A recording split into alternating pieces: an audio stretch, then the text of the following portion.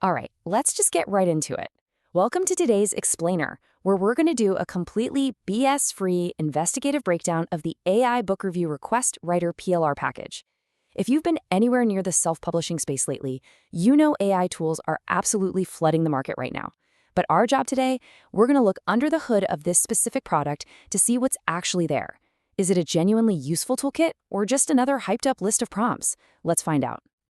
Here is our game plan for today. We're covering the core author problem, what's inside the prompt kit, the actual workflow, some super important pre-launch warnings, a weird missing funnel item we found, and finally, the PLR rights and our verdict. So, first up, the core author problem. You know, this quote right here hits the nail on the head. Writing a book? That's the dream.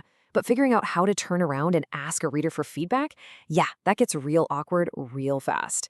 Authors are usually storytellers, right? They aren't salespeople. Asking for reviews is the absolute lifeblood of book sales, but it's incredibly uncomfortable for most writers. Because, let's be honest, nobody wants to sound desperate, or pushy, or needy. It's terrifying for an author to sit down and write a review request because a poorly worded email can literally alienate a loyal reader forever. And that is exactly why a targeted tool designed to craft polite, low-pressure requests is such an easy sell to this crowd. It's solving a huge emotional and practical hurdle. Moving on to part 2, let's crack open this prompt kit and see what you're actually getting. Right off the bat, this is not just some flimsy copy-paste text file of 10 generic ChatGPT prompts. We are looking at a dedicated, highly structured kit. You get 120 total prompt tools, quality assurance checklists, and a safety guide, all custom-built for authors and book marketers. It's designed to cover pretty much any scenario where an author might interact with a reader. And get this, that's nearly 65,000 words, 64,796 to be exact, and it's spread across 21 distinct Word documents. This shows some serious, genuine depth. It tells us they haven't just created one template and slightly reworded it 20 times. They've actually built out detailed frameworks for very specific marketing touchpoints. And those touchpoints are broken down beautifully here. You've got specific tools for emails, physical insert cards for print books, thank you messages, soft follow-ups, and even subject lines. For every single one of these 5 categories, you aren't just getting prompts. You're getting the QA checklists and the copy banks to go with them, giving you complete coverage from start to finish. Okay, section 3. We know the content is there, but what is the actual workflow?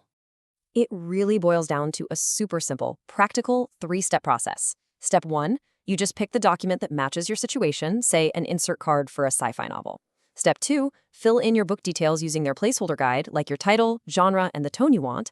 And step 3, paste that into your AI and let it generate a polite, low-pressure draft. Use their checklist to make sure it isn't too pushy, and boom, you're done. It takes all the guesswork out of it.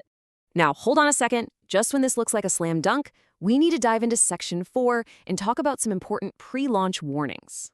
Because before you go reaching for your wallet based on the sales copy, you have to ask yourself, is this thing actually live right now?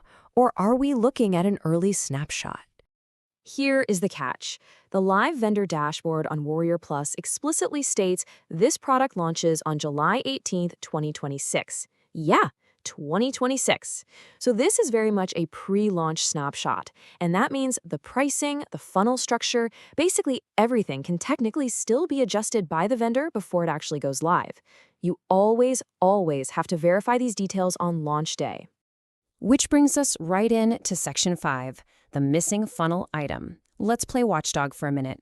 So checking out the sales page, everything looks normal. It advertises the core product, plus this sweet little $5 checkout bump that gives you promotional assets like social media posts and video scripts to help you sell the PLR package faster. The sales page is super clear about what to expect at checkout.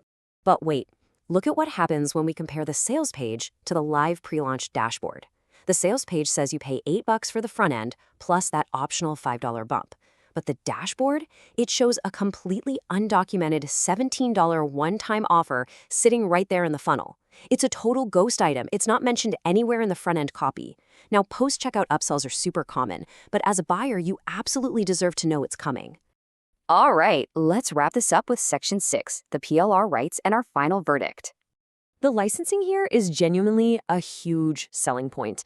The terms are incredibly fair and consistent. You can fully rebrand the content, turn it into an ebook, bundle it, sell it, and get this, you can even pass the PLR rights along to your own buyers. That gives you immense commercial flexibility if you're looking to build a business offering around these tools. But obviously, there are rules. You cannot treat this as a cheap freebie. You can't claim exclusive ownership, and you definitely can't just dump it on torrent or free download sites. And honestly, that's a good thing. It protects the commercial value of your investment so the market doesn't just get flooded with free copies. So, what is the bottom line? You should absolutely buy this if you need a tightly scoped, hyper-specific tool for author marketing. It is undeniably deep and well thought out. But you should probably skip it if you're just looking for generic AI prompts, or if you'd rather wait until that mystery $17 upsell is fully explained on launch day. I'll leave you with this final thought. Does the sheer depth and utility of this 64,000-word prompt kit completely outweigh that weird mystery in the pre-launch funnel? Does it give your business the exact edge it needs right now? Or are you going to hold out for complete transparency? Think about how that fits into your strategy, and definitely keep an eye on that launch date. Thanks so much for joining me on this explainer, and I'll catch you on the next deep dive.